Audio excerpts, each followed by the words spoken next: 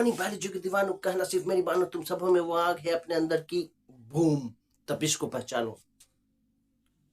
Never do this in board examination. Board examination में कुछ चीजें हैं जो आप बच्चों को नहीं करना है।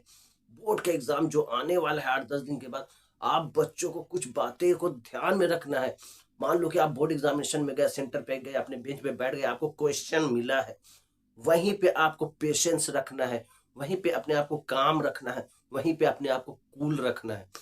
क्वेश्चन देखकर आपको हाइपर नहीं होना। क्वेश्चन में वही क्वेश्चन आएगा जो आपने एकेडमिक में पढ़ रखा है, आपने कवर कर रखा है। और आप बच्चों इतने तेज हो, आप बच्चों इतने साल भर मेहनत किया है, आप बच्चों ईच एंड एवरीथिंग पढ़ रखे हो, तो आपको घबराने की जरूरत नहीं। वही क्वेश्चन आएगा, आपको देखकर उसको पैनिक नहीं होना है।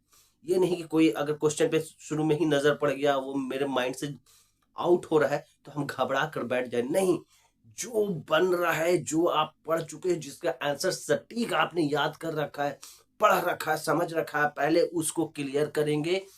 देन आफ्टर, अगर मान लो 20 क्वेश्चन है, तो 20 क्वेश्चन में मेरे हिसाब से आप बच्चे लोग 18 क्वेश्चन, 17 से 18 क्वेश्चन तो खुद बना सकते हो, उसमें कहीं दो राय नहीं है। तो 17 से 18 क्वेश्चन खुद बना लेंगे। जो 2 क्वेश्चन, जो 1 क्वेश्चन, जो 3 क्वेश्चन में आपका जहां भी सा भी थोड़ा सा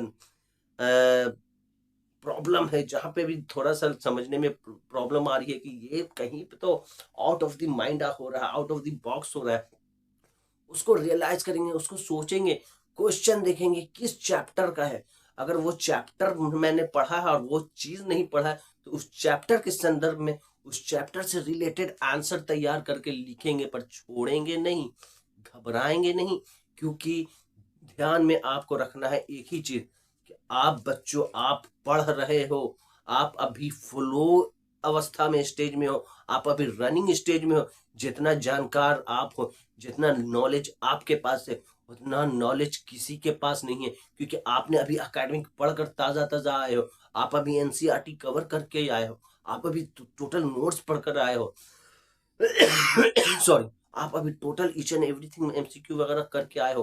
तो ये जो चीज छूट रहा है वो आउट ऑफ बॉक्स, वो पहली बार आपने सुना होगा, बट वो चैप्टर किस चैप्टर से आया है ये आपको पता होगा। तो उस चैप्टर के संदर्भ में, उस चैप्टर का स्टोरी बनाकर आप उसका आंसर लिखो, और यकीन मानो कि वो आपका सही होगा, गलत नहीं हो सकता है, हो सकता है। और एक चीज और मानो कि जो आप जानते हो, वो अगला भी जो जिसने बुक लिखा है, यार आपकी तरह हमारी तरह एक इंसान ही है ना, पढ़ी कर लिखा है ना।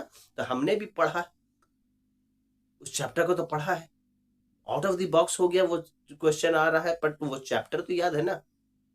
मान लो फूड वेब आ गया, फूड चेन आ गया, अब याद ही नहीं आ रहा, बट इकोसिस्टम तो हमने पढ़ा है ना। तो इकोसिस्टम से ही रिलेटेड उसका आंसर तैयार करके, स्टोरी बना करके आंसर लिखना है, छोड़ना नहीं है।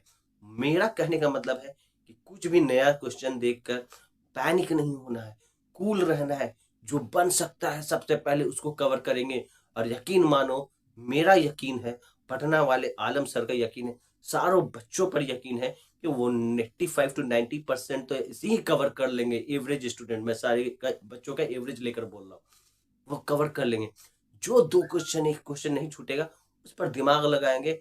और आपसे बड़ा दिमाग वाला, आपसे बड़ा इंटेलिजेंट, आपसे बड़ा आईक्यू वाला, आपसे बड़ा पढ़ने वाला, आपसे बड़ा सिलेबस कवर करने वाला, आपसे बड़ा पूरा एनसीईआरटी को कवर कर लेने वाला कोई नहीं है। तो आप कर सकते हो इस चीज को।